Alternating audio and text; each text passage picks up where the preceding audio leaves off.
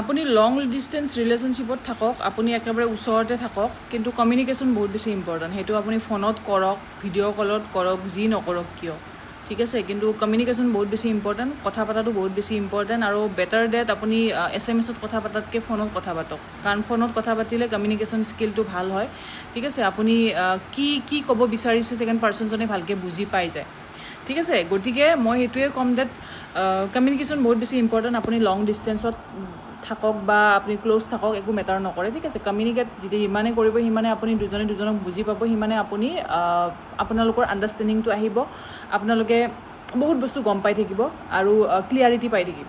আৰু ক্লিয়াৰিটিৰ কাৰণে কমিউনিকেশ্যন কৰাটো বহুত বেছি ইম্পৰ্টেণ্ট। আপুনি লং ডিষ্টেঞ্চত থাকক, যি থাকক, একো মেটাৰ নকৰে, ঠিক আছে। আৰু যোনজন পাৰ্টনাৰে আপোনাক সঁচাকৈ বিচাৰে বা আপোনাক লৈ চিৰিয়াছ হয় বা আপোনাক বিচাৰে, মুঠতে আপোনাৰ প্ৰতি এটা মানে আছে কিবা এটা, তেতিয়াহ'লে তেওঁ অট'মেটিক নিজে কমিউনিকেট কৰিব, তেওঁ আপোনাক ফোনো কৰিব, মেছেজেছো কৰিব, টাইমো দিব, ঠিক আছে, দূৰত থকাৰ পিছতো।